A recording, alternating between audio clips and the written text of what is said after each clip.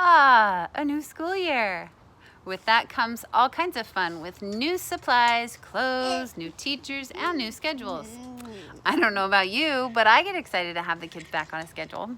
Although the summertime is really nice because you can have sleep-in time, stay out late, travel anywhere, and explore lots of things, it really can get tiring by the end. And I can actually be a lot more excited about them being back in school than they are.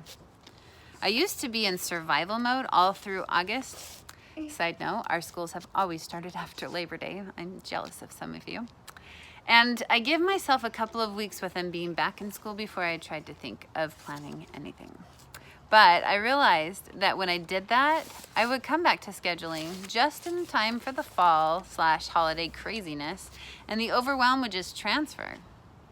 Before school would get out, I would be planning out our time, ways to connect with the kids, ways to keep them away from the electronics as long as possible, and ways to create lasting memories together. So I decided to plan my time for once they would be back in school. Man, did that make all the difference.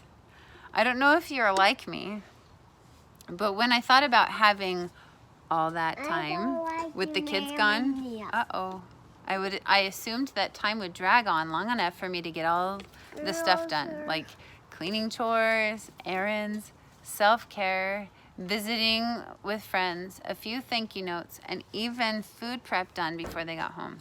Yeah, right. Reality check.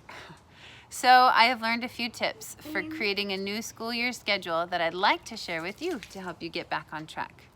1, make categories of things that you want to get done during the school year, or during the school hours, like cleaning, reading, errands, self-care, food prep, online work, etc. My kids are watching me. Step 2, make weekly goals for those areas so you know how much time you need to spend in each. Step 3, figure out if you're a paper person or a digital person and get the planner to whichever applies.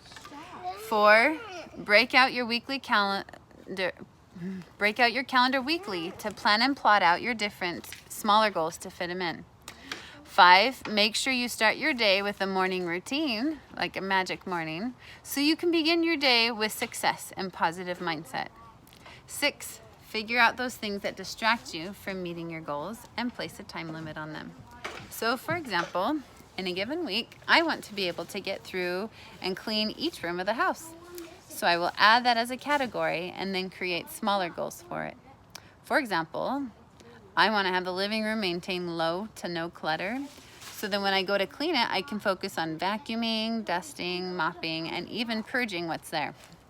So when I go to map out my week, I'll write down in the cleaning section, living room for one of the day's spots, and then I know that I don't have to worry about it until the time allotted. As it turns out, when we take the time to plan out our weeks like this, we end up getting a lot more done because we have a purpose and time for it. We also feel more confident and accomplished in our abilities. One important caveat, though, is that we need to give ourselves the permission to have things come up. For example, a kid leaving their lunch at home, or a friend who is sick, or needing to talk. And we need to be okay if and when we don't get to complete everything on our calendar. We can feel good about the little steps we have made to conquer our schedules, and that is enough. Happy back to school.